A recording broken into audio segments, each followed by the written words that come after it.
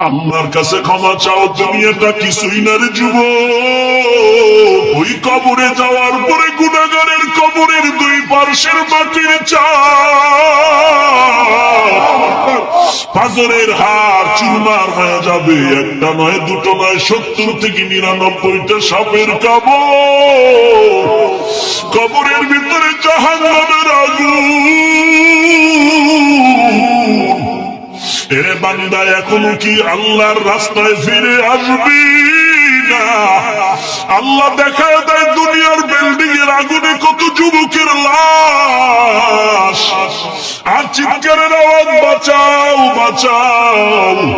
একটু চিন্তা করে দেখ, যখন আগুন লাগছিল শরীরের মধ্যে তখন ওদের কেমন লাগছিল, অবস্থাটা কেমন হয়েছিল।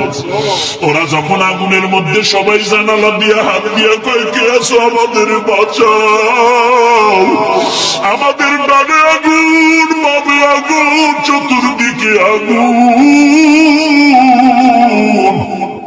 এই দুনিয়ার আগুন থেকে হাজার হাজার হাজার তাপের মাত্রার আগুন হবে জাহান্নামের আগুন। এরে যুবক, পায়ে হাত রেখে বলি, পাও দুটা আগাইয়া দাও।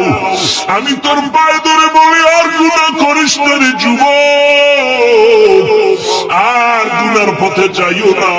নামাজ পড়ো, পর্দা করো, মা বাবার খেদমত করো, আল্লাহ ওয়ালাদের দোয়া নিয়ে চলো।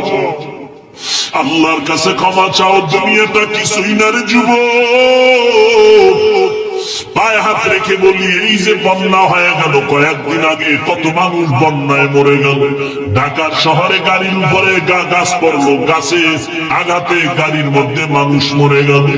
এরে বান্দা, এখান থেকে ঘরে যাওয়ার কোনো গ্যারান্টি নাই।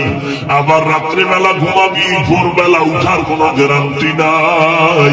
পায়ে হাত রেখে বলি, রে বাবা, তোর মতো যুবক স্কুলে পড়ে নামাজ ছাড়ে না, তুমি কেন পারবা না? তোমার মতো যুবক চাকরি করে নামাজ ছাড়ে না, তুমি কেন পারবা না? কিসের বাহাদুরি করো? কিছুই না। পায়ে হাত রেখে বলি, তওবা করে না ও চোখের পানি ছেড়ে আল্লাহর কাছে ক্ষমা চাও, আর বলো, আল্লাহ, এই ময়দানে আমার মতো গুনাহগার কেউ নাই, তুমি মাফ করে দাও।